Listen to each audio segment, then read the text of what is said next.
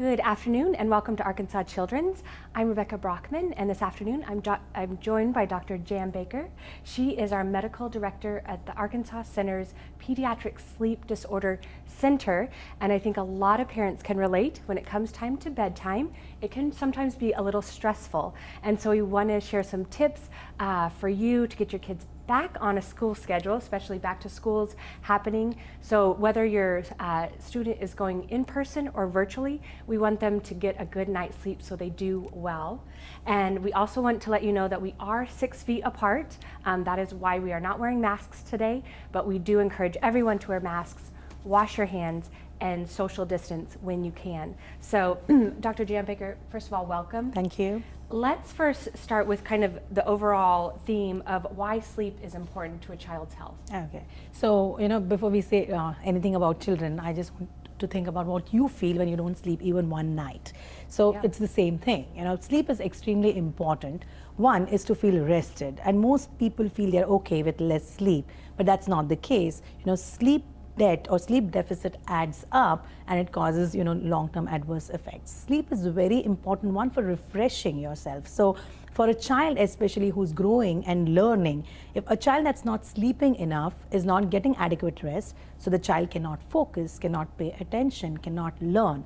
We also know without doubt that memory is created during sleep. So what you learn forms a memory, what you see forms a memory during sleep. It's very important for you to sleep. Some things that we may not know, it's obvious that if I don't sleep, I'm not going to feel rested. But we don't know that if I don't sleep enough, I'm going to have appetite for the wrong stuff, and it brings about obesity. So poor sleep leads to obesity. Also, a lot of immunity is attributed to good sleep. So people who don't sleep adequately become more prone to getting more infections. So a lot of good stuff happens when you sleep, and so it's very important that everybody, and especially children, sleep adequately. Saying this is very important because multiple studies have shown that at least 50%, and some conservative numbers say 30%, do not sleep adequately. And we would know that because we stay awake with our phones and our TVs and all the electronics. So sleep is very important. I agree.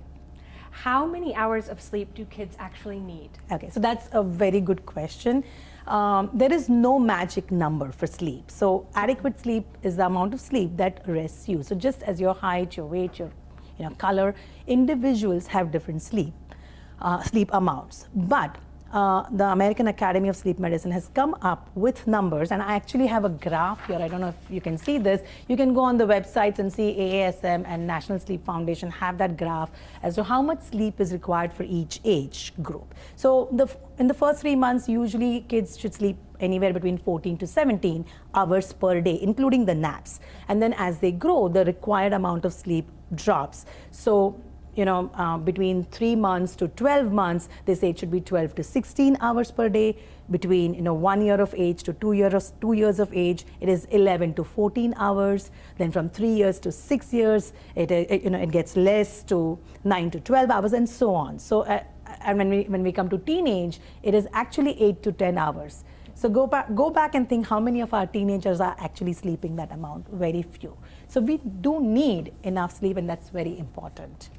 That, especially, I have 3 young children, and I can see how it changes as they get older. But as a baby, they do seem to sleep a lot, which is good. Yes.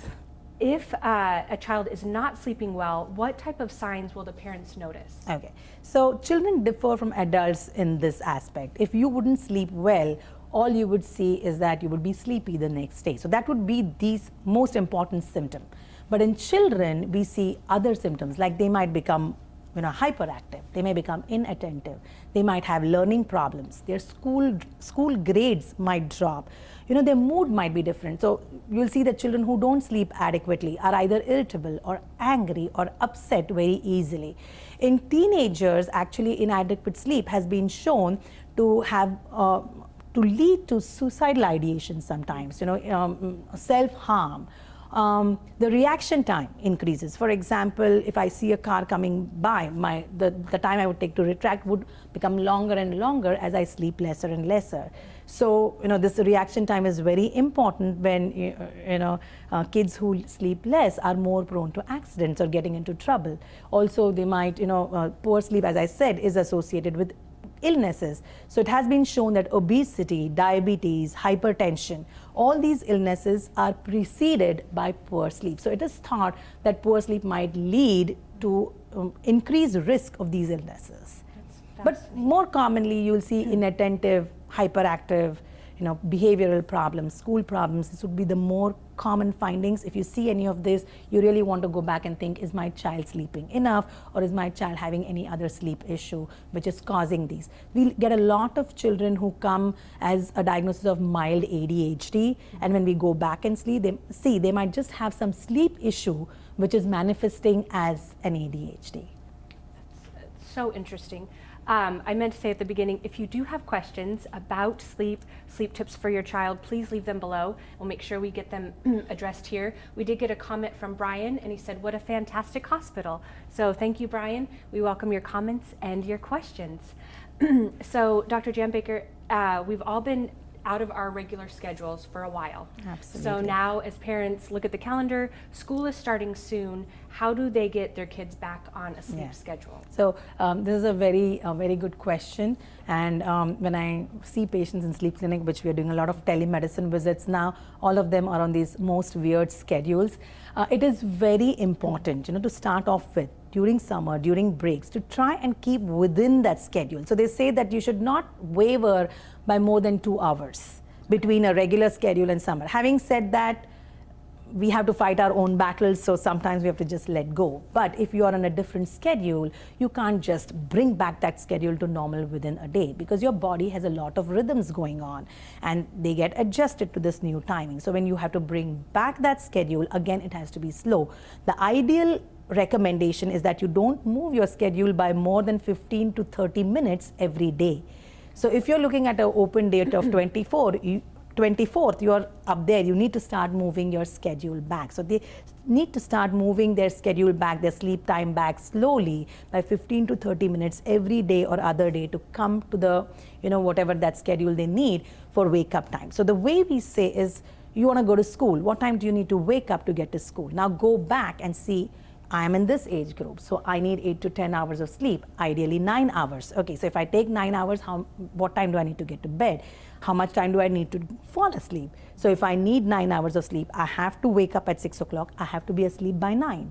So then I have to get to bed by 8:30. That's how you calculate and then move your time slowly. Another important thing, especially in the COVID times, because people are going to be doing homeschooling and stuff. I see a lot of kids sleeping during the whole day and then staying up in the night. Somehow, I mean, if you're very strict and ask me, is this a big problem? Then maybe not. The most important thing is the quality of sleep and the amount of sleep. So that's important, and it could be at different times of the day. But if you're going to sleep through the whole day and then wake up through the whole night, 1, you're not going to be exposed to sunlight. 2, you're not going to have good physical activity. Thirdly, you're not going to interact with the family. So I think all of these things are very important, that you keep your schedule in line with the parent's schedule. The family schedule should be somewhere in coordination. Okay, I like that idea, and I like the idea of making small adjustments. I think most parents will appreciate that. Real quick, you mentioned the sleep clinic. So can you just share what happens at the sleep clinic if a parent or a child needs a sleep study? What's the difference between the clinic and the study? Okay, so the clinic is actually, it's like any other clinic. It's like a cardiology clinic or an endocrinology clinic. So you're going to be seen by a sleep specialist who's going to take history, make your diagnosis and make recommendations. Those recommendations could be some behavioral interventions, some tips about how to improve sleep, maybe a meeting with a psychologist to help with those, maybe some medications to help with any of your issues. And then during that visit, we might be ordering a test, and the test is the sleep study. For the sleep study, you actually come in the night to the sleep lab and you're actually hooked up to see, and a sleep study is done mainly to see breathing during sleep, but at the same time we can see other things like restless legs or seizures or some other abnormalities too, like oxygen deficit. So the study is an overnight process. One parent comes with the patient, there's actually another room for the parent to sleep there, the child sleeps, we study sleep and we make a diagnosis based on that. But in order to be able to order the correct test, we would like to see the child before, because sometimes we have to normalize the sleep pattern or make sure that the child is sleeping appropriately, having other things going on appropriately before we order the sleep study. Sometimes we have to order special things during the sleep study, like or add oxygen, or check leg movements, or hold the patient for the next day. So during the sleep clinic visit, we actually evaluate for all of this. Also, during a sleep clinic visit, we may or may not order a sleep study, but we might follow the patient for whatever problems that they have. So excellent. And we are going to include information about our sleep clinic and this center as well.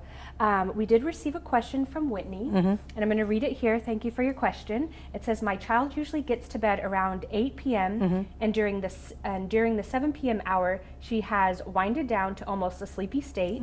Then we start doing the nighttime routine around 7:45. She gets extremely hyper when we are just about to get her to bed. Does this mean she needs to go to bed earlier? Maybe. So regarding sleep, as I said, each one has their own rhythm. So catching the child when they're really sleepy is the key point. Okay. So if you see that she is sleepy at 7 o'clock, then that is the time for her to sleep. So yes, getting to bed around the time, because as you said, as it is rightly pointed out, if you miss that window, the next period is a hyperactive window in many children. So yes, you're right. You would probably have to move the sleep time. And I didn't get the age of the child, but whatever it is, get the child to bed when they're sleepy. Put them in bed by themselves. Try not to be lying next to them, patting them, or doing any intervention while they're falling asleep. Let them learn to fall asleep by themselves, so that during the night when they have these small, you might know, you don't go to bed and wake up the next morning. You wake up multiple times. You adjust your pillow, adjust whatever blanket, use the restroom, but you go back to sleep. But if a kid is patted or fed or rocked or moved when they are falling asleep, they will want that same intervention when they have those short awakenings. And then you'll have a child who's waking up crying multiple times during the night. So the key is put them to bed awake but sleepy, and put them to bed by themselves so they learn to fall asleep by themselves. Excellent. Thank you so much. I'm sure there will be other questions, so please leave them below and we'll make sure you get them answered. To get them answered, thank you for your time this afternoon. We're also going to work on a blog, article about some more sleep tips for you parents at home. So thank you for watching and thank you for your time. Thank you for this opportunity.